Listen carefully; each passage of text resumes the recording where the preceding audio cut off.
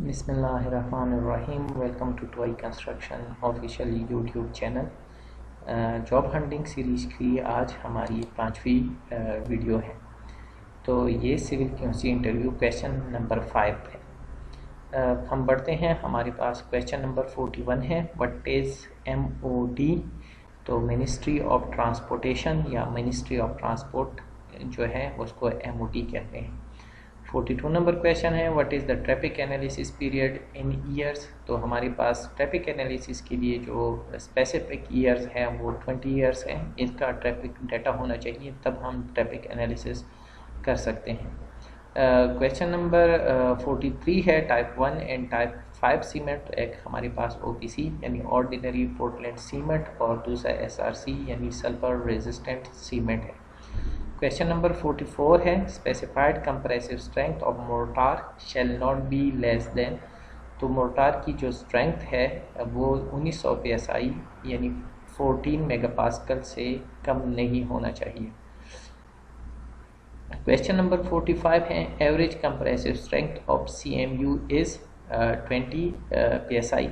अच्छा, यहाँ पे इस चीज़ को नोट कर लें कि हमारे पास जो कंप्रेसिव स्ट्रेंथ यानी कंक्रीट मशीनरी यूनिट के है वो 2000 PSI है और इसमें जो मोर्टार यूज़ हो रहा है वो 1900 PSI है यानी 100 PSI इससे लेस है। ठीक है। क्वेश्चन नंबर 46 है, within how many days you will report the root cause corrective and preventive action, what is the method of responding.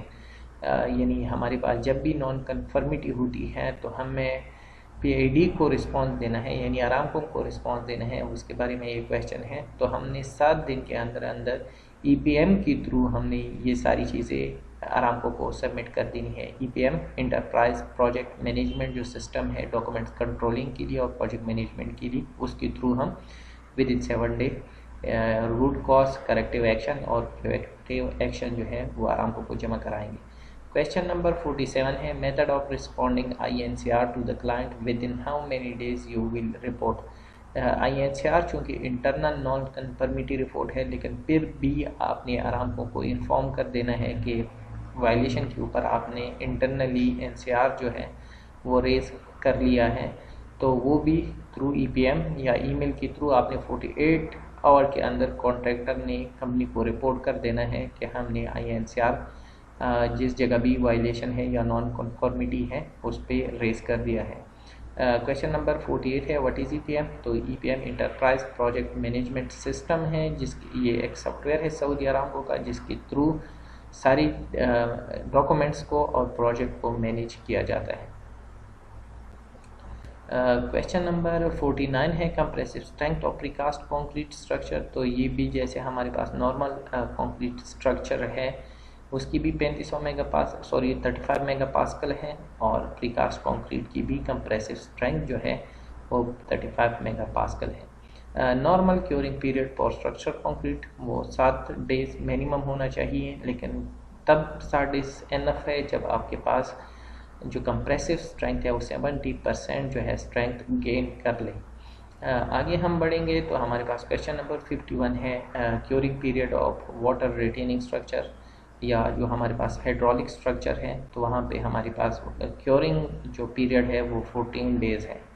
Question number 52 है, type of curing for precast concrete element. Normally precast concrete manufacture होते हैं एक factory के अंदर, वहाँ पे एक control environment होता है, बड़े बड़े चैम्बर लगे हुए होते हैं जिसमें स्टीम क्योरिंग हो जाती है प्रीकास्ट कंक्रीट एलिमेंट की, जो कि 7 डेज या 14 डेज़ की क्योरिंग को मिनिमाइज़ करके कुछ ही दिनों में या कुछ ही घंटों में कंप्लीट कर देता है।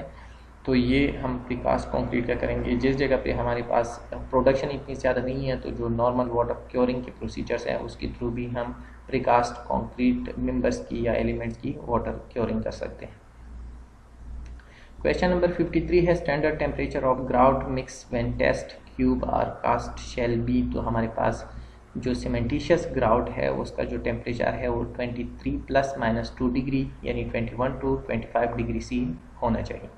क्वेश्चन नंबर 54 है, TDS total dissolve solid in mixing water and curing water for non shrink grout shall not exceed. तो ये हमारे पास 500 ppm जो कि हमारे पास मिक्सिंग के लिए और क्यूरिंग के लिए दोनों के लिए, जबकि नॉर्मल स्ट्रक्चर कंक्रीट के लिए मिक्सिंग में 500 ppm है और क्यूरिंग के लिए 1000 ppm है।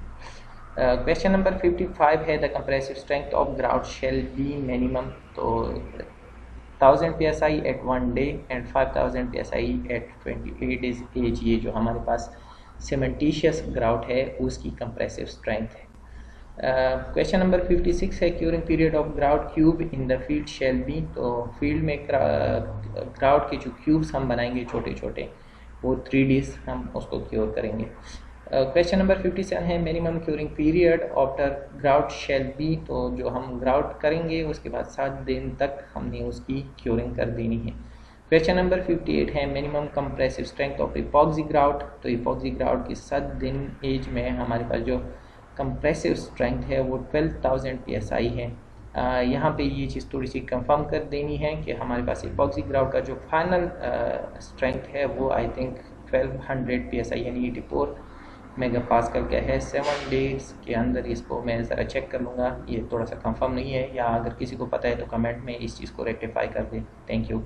आगे हमारे पास जो क्वेश्चन है क्वेश्चन नंबर 59 है how many set of test cube made in the field each day, हमने हर दिन कितने टेस्ट क्यूब बना देने हैं, तो 3 सेट ऑफ 3 टेस्ट क्यूब हमने डेली बेसिस के ऊपर ग्राउट के बना देने हैं। और क्वेश्चन नंबर 60 है the minimum bond strength of epoxy grout to concrete, तो इपॉक्सी ग्राउट की 2000 psi की जो है बॉन्डिंग स्ट्रेंथ है ये, ठीक है। तो ये थे हमारे आज के 20 क्वेश्चन। उम्मीद करते हैं कि चीज़ें आपको क्लियर हो गई होगी and wish you all the best for your job and interviews. Video देखने का बहुत बहुत शुक्रिया। खुश रहें। Thank you.